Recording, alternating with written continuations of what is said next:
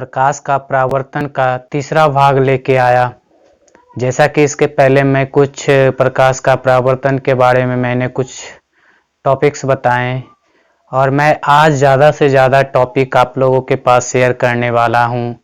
जैसा कि आप लोग मेरे पीछे देख रहे होंगे बोर्ड पर लिखा हुआ है प्रकाश परावर्तन का तीसरा भाग, जो कि इसमें मैं आज आप लोग को पारदर्शी, अपारदर्शी और पारभासी के बारे में बताऊं। पारभासी, पारदर्शी और अपारदर्शी के बारे में मैं बताऊंगा। ये बताने के बाद मैं फिर आप लोगों से मैं डिस्कस करूंगा कि प्रकाश का परावर्तन क्या होती है। प्रकाश का परावर्तन के बारे में मैं बताऊंगा। तो आज मैं ज़्यादा से ज़्यादा टॉपिक आप लोगों को मैं कवर करवाऊंगा, बताऊंगा।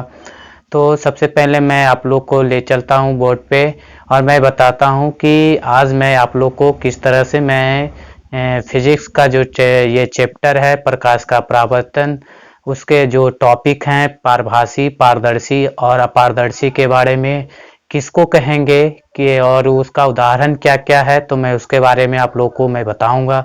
तो देखिए, जैसा कि आपको दिख रहा होगा यहाँ पे प्रकाश का परावर्तन भाग नंबर 3। तो यहाँ पे पारदर्शी पदार्थ के बारे में लिखा हुआ है कि पारदर्शी पदार्थ हम किसको कहेंगे, किसको बोलेंगे। तो जैसा कि यहाँ पर मैं परिभाषा आप लोग को बताया हूँ कि वे पदार्थ जिनसे होकर प्रकाश आसानी से पार कर जाता है। कहने का अर्थ है कि जो प्रकाश की जो लाइट है, जो उसकी प्रकाश जो आती है, कोई भी स्रोत से अगर जो मेरी प्रकाश आ रही है और वो क्या करता है, एक माध्यम से आर पार हो जाती है, एक माध्यम से वो क्या होता है, आर पार हो जाती है प्रकाश, तो उसको हम बोलते हैं पारभासी, पारदर्शी पदार्थ बोलते हैं। तो वही मैं इसका आप लोग को परिभाषा के रूप में बताया हूं कि वे पदार्थ जिनसे होकर प्रकाश आसानी से पार कर जाता है, पारदर्शी पदार्थ कहलाता है। तो कौन कौन से ऐसे पदार्थ हैं जिनसे क्या होता है, पारदर्शी हो जाता है, मतलब कि कहने का कि जो प्रकाश आसानी से पार कर जाता है। तो उदाहरण में मेरा यहाँ पे लिखा हुआ है कांच है, पानी है, हवा है इत्यादि।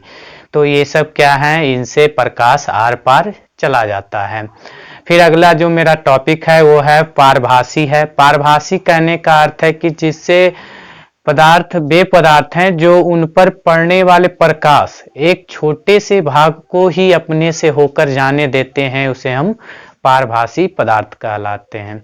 जैसे कहा जाए कि जैसे कोई भी प्रकाश स्रोत से आती हुई वस्तु पर अगर पड़ती है तो कुछ अंश जो मेरा प्रकाश स्रोत रहता है, प्रकाश स्रोत का कुछ अंश वो आर पार करे तो उसको हम बोलेंगे पारभासी पदार्थ। जैसे कि यहाँ पे मैंने आप लोग को उदाहरण में बताया हूँ कि घिसा हुआ कांच। घिसा हुआ कांच का कहने का मतलब जिसमें स्क्रैचिंग हो आया हुआ हो, जिससे कि साफ साफ नहीं दिखता हो आर पार। तो उसमें क्या होता है कि जो प्रकाश का स्रोत होता है वो थोड़े माध्यम में, कुछ भाग में, छोटे से भाग में वो क्या करता है, पदार्थ आर पार होता है।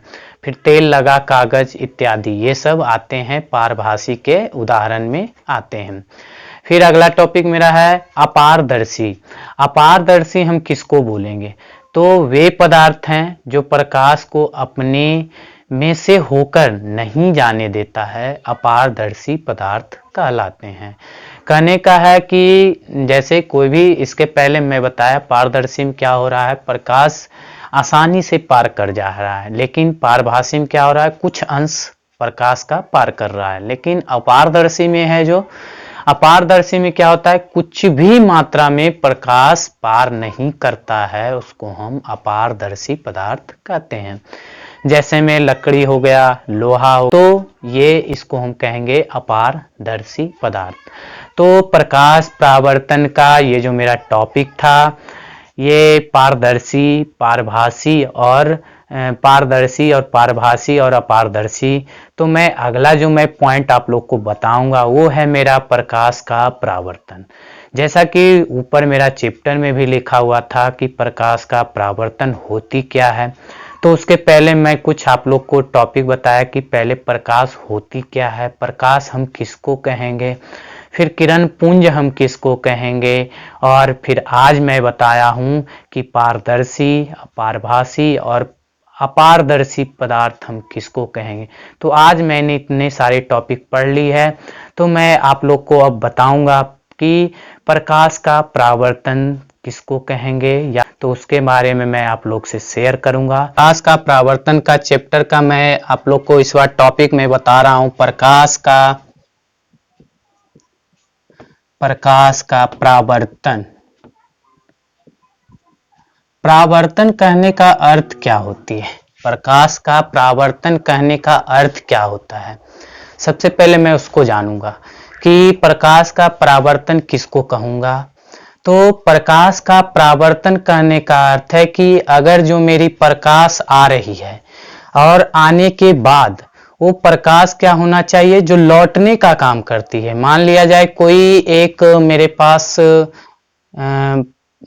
वस्तु है और वस्तु पर अगर वो प्रकाश पड़ने के बाद वो जो लौटने की क्रिया होती है, जो वो लौट जाती है, तो उसी को हम कहेंगे प्रकाश का परावर्तन। तो परावर्तन इसी को कहेंगे जो प्रकाश का लौटने की क्रिया।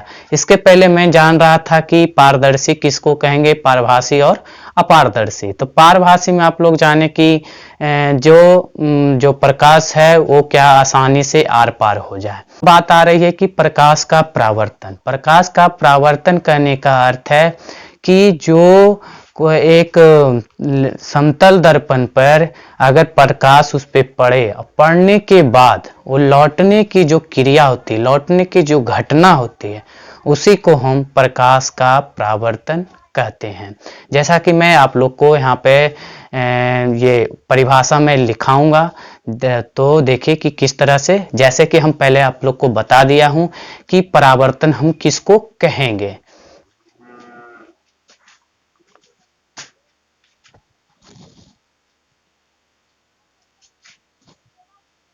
तो यहाँ पे प्रकाश के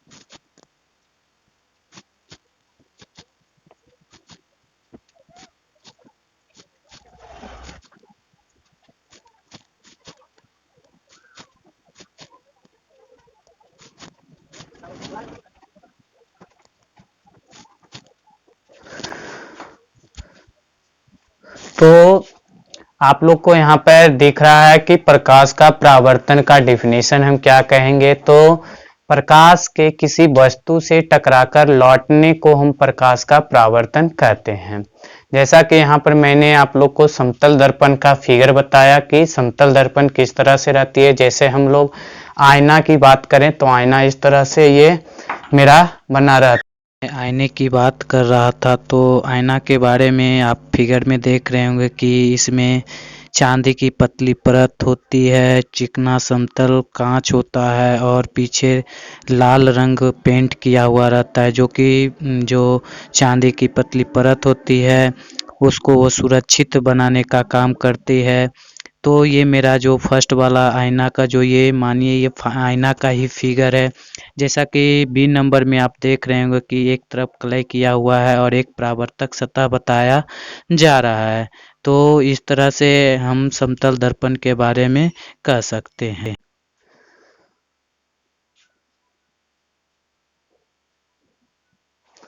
तो जैसा कि मैं प्रकाश का परावर्तन का नियम बता रहा था, तो प्रकाश का परावर्तन किसको कहेंगे, तो उसके बारे में मैं बता रहा था कि प्रकाश के नियम को क्या कहेंगे, कैसे उसको परिभाषित करेंगे।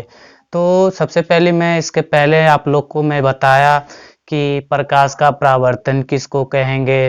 तो प्रकाश का परावर्तन में बताया कि जो प्रकाश किसी समतल दर्पण पर पड़ने के बाद जो लौटने की घटना होती है, लौटने की जो क्रिया होती है, उसी को मैंने प्रकाश का परावर्तन कहा।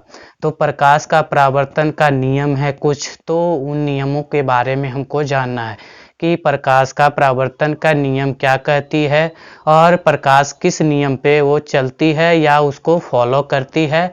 तो मैं उसी के बारे में आप लोग को मैं बताऊंगा कि प्रकाश का परावर्तन के नियम क्या होते हैं। तो जैसे कि मैं यहाँ पे प्रकाश का परावर्तन के नियम बोर्ड पर मैंने आपको परिभाषित करके मैं यहाँ पे लिखा हूँ कि किस तरह से इसको परिभाषित करेंगे। तो जैसा कि यहाँ पर आप लोग को दिख रहा होगा कि प्रकाश परावर्तन के नियम, प्रकाश की किरण किसी सतह पर पड़कर जिन नियमों का पालन करते हुए उस सतह से परावर्तित होती है, उन नियमों को परावर्तन के नियम कहते हैं। कहने का अर्थ है कि जो मेरी एक समतल दर्पण होती है, दर्पण पर अगर प्रकाश को हम उससे गुजारेंगे, जब हम समतल दर्पण पर प्रकाश को भेजेंगे तो वहाँ से क्या होगी, जब वो समतल दर्पण पर टकराने के बाद वो परावर्तन होगी, परावर्तित होगी, उस सतह से परावर्तित होगी और कुछ नियमों को पालन करते हुए, और जो यही नियम को जो पालन करते हुए वो परावर्तित करती है किरण को, जो परावर्तन होने की घटना होती है, उन्हीं को हम परावर्तन का नियम कहते हैं। जैसा कि आपको फिगर भी दिख रहा होगा कि किस तरह से कैसे मेरी जो ये प्रकाश है किस तरह से दर्पण पर पड़ने के बाद कैसे वो मुड़ती है और क्या क्या इसमें बनाती है, कहाँ पे एंगल बनती है, कहाँ से कौन सा एंगल बनती है, कौन सा क्या। तो जैसा कि मैंने यहाँ पर एक आप लोग को दिख रहा होगा कि एक समतल दर्पण मैंने ड्रॉ किया, समतल दर्पण के ऊपर मैंने कलय किया, कलय करने के बाद यहाँ पर से ये जो मेरा ये ए किरण है, ए किरण को यहाँ मैं प्रकाश जो ए किरण जो मेरी है, प्रकाश जो है वो समतल दर्पण पे मैंने भेजा, और भेजने जिसको हम यहाँ पे आपतित किरण से डिनोट किया। उसके बाद जब वो टकराया, दर्पण से टकराने के बाद वो परावर्तित किरण बी जो यहाँ पे मेरा ये हुआ, और एक अगर ये जब कोई भी प्रकाश को हम एंगल से अगर प्रकाश को हम पास करते हैं और दर्पण से वो टकराती है तो एंगल में ही वो परावर्तन होती है, जैसा कि आपको दिख रहा होगा। और एक मेरा जो वो दोनों के बीच जो कोण बनेगी, एंगल जो बनेगी, तो एक बीच मैंने ड्रॉ किया है जो कि नॉर्मल लाइन, जिसको हम बोलते हैं सामान्य लाइन, नॉर्मल रे बोल सकते हैं, नॉर्मल किरण बोल सकते हैं। और जो मेरा ये आपतित किरण है और नॉर्मल रे के बीच में जो कोण बनाती है उसको हम कहते हैं आपतन कोण, जिसको हम आई से डिनोट करते हैं। इसको इंग्लिश में हम बोलते हैं इंसिडेंस ऑफ रे, इंसिडेंस ऑफ रे। यहाँ पे ये आपतित किरण को बोलते हैं इंसिडेंस ऑफ रे, आपतन कोण को बोलेंगे incidence of angle, incidence of angle, जिसको हम आपतन कोण कहेंगे। जब वो प्रकाश जब उस पर पड़ेगी और जो परावर्तित होगी तो वहाँ पे जो एंगल बनाएगी उसको हम आर से डिनोट करते हैं। तो आर कहने का है reflected of angle, reflected of angle, और परावर्तित किरण को हम बोलते हैं रिफ्लेक्टेड ऑफ रे, रिफ्लेक्टेड ऑफ रे, जिसको हिंदी में मैं परावर्तन कोण बोलता हूँ। तो ये मेरा था परावर्तन के नियम। परावर्तन के नियम जैसे यहाँ पे आप लोग को ये जो दिख रहा है, आपतित किरण किसको बोलते हैं, परावर्तित किरण किसको बोलते हैं, आपतन कोण क्या है, परावर्तन कोण क्या है। तो अगर कहा जाए परावर्तन के नियम दो हैं, ये तो मैंने परावर्तन किसको कहेंगे नियम पहले किसके बारे में मैंने बताया। अब जो ये अगर आपको ये समतल दर्पण जो मैंने फिगर बनाया, फिगर अगर समझ में आ गया होगा तो आपको पता चल गया होगा कि जो परावर्तन के नियम किस तरह से हो सकते हैं। तो आप खुद भी सोच सकते हैं कि किस तरह से हमारा जो प्रकाश है परावर्तन होने, हमारा प्रकाश है, प्रकाश परावर्तन के बाद किस नियम को फॉलो करेगा, किस नियम पे चलेगा। तो जैसा कि आप फिगर बहुत ही अच्छे तरीका से देख रहे होंगे कि कैसे ये इस तरह से फॉलो कर रहा है, किस तरह से। तो अगर कहा जाए कि प्रकाश का परावर्तन के कितने नियम हैं, तो हम कह सकते हैं दो नियम हैं। वो कौन कौन से हैं, तो आप कह सकते हैं पहला नियम आप बोल सकते हैं कि पहला जो नियम मेरी है कि जो आपतित किरण, और जैसा कि यहाँ पे दिख रहा होगा, आपतित किरण, परावर्तित किरण और आपतन बिंदु तीनों एक ही समतल पे उपस्थित होते हैं, तीनों एक ही सतह पे पाए जाते हैं। दूसरा जो मेरा है कि आपतन कोण और परावर्तन कोण ये दोनों आपस में बराबर होते हैं।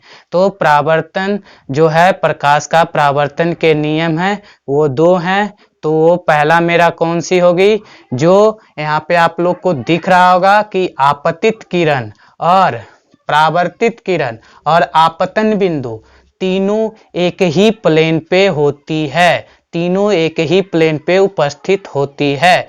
और आपतन कोण और परावर्तन कोण दोनों आपस में बराबर होती है। कहने का अर्थ है कोण आई बराबर कोण आर, आर मतलब कहने आई इंसिडेंस ऑफ एंगल बराबर इंसिडेंस ऑफ रिफ्लेक्टेड ऑफ रे, दोनों आपस में बराबर होती है। तो प्रकाश के परावर्तन के नियम कहते हैं, जो कि प्रकाश जो परावर्तन होती है वो दो नियम से पालन करते हुए प्रकाश को परावर्तन करने का काम करती है। तो आज मैंने आप लोग को प्रकाश के परावर्तन के बारे में मैं अच्छी तरह से आप लोग को बताया कि प्रकाश के परावर्तन किसको कहेंगे, किस तरह से कहेंगे, तो और उसके क्या नियम हैं। जैसा कि मैंने आप लोग को बस बता दिया यहाँ पे कि क्या किसको कहेंगे। अगले जो मेरी नेक्स्ट वीडियो आएगी,